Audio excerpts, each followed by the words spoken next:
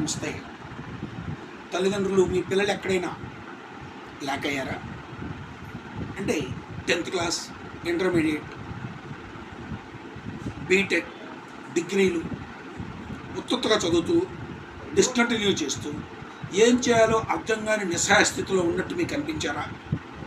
ఈ అరాకొర చదువులు మన పిల్లల భవిష్యత్తుని ఏవి నిర్ధారిస్తాయిలే, వీడు బతికింతేలే అని సరిపెట్టుకుంటున్నారా?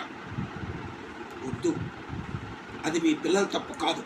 వాళ్ళకి చదువులపై ఇంట్రెస్ట్ లేకపోవడానికి కారణం ప్రాథమిక దశలో కానీ ఉన్నత ప్రాథమిక దశలో కానీ అంటే primary, upper primary and high school స్టేజ్లో సరైన బోధన లేకుండా ఉత్తత్త చదువులు చదువుకుని ఓ 70 మార్క్స్, 78 మార్క్స్, 50%తో 10th పాస్ అయ్యి ఏదో ఉత్తత్తుగా పాస్ అయిన విద్యార్థులు ఇంజనీరింగ్ లాంటి కోర్సు చదవలేక అయోమయంలో తమను తాము ఏం చేసుకోవాలో తెలియక నిరుపయోగంగా నిస్సహాయ స్థితిలో కొట్టుకుంటున్నారు.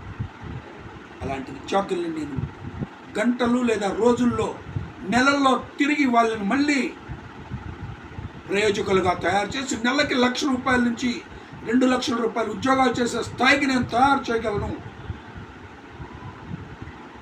26 సంవత్సరాల అనుభవం.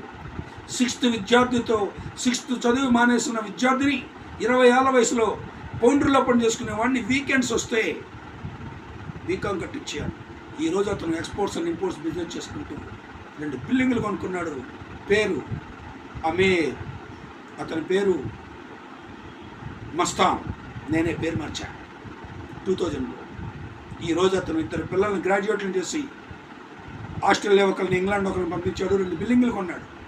కారు, టర్బోలు తయారు చేసి అమ్ముతున్నాడు. ఇతర దేశాల నుంచి తీసుకొస్తున్నాడు. చైనా, సౌత్ కొరియా నుంచి తీసుకొచ్చి అమ్మేస్తున్నాడు. చదువు ఏమిచ్చిందో అర్థమైందా?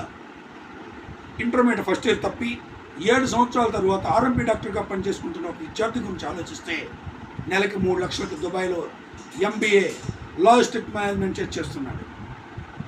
9th చదువు మానేసి 20 ఏళ్ల వయసులో పరిచయమైన సుప్రజ ఈరోజు ఒక మార్కెటింగ్ మేనేజర్గా నెలకు ₹1,00,000 తెచ్చుకుంటుందంటే ఇలా కోకొల్లలుగా ఎన్నో అనుభవాలు, ఎన్నో అభిప్రాయాలు. ప్రతి విద్యార్థిలోని అఖండమైన శక్తిని వెలికితీసే అద్భుతమైన ప్రోగ్రాములు మా దగ్గర. రండి, విద్యార్థి భవిష్యత్తుకు అంకురార్పణ మళ్ళీ తిరిగి మొలకెత్తిద్దాం. Please subscribe.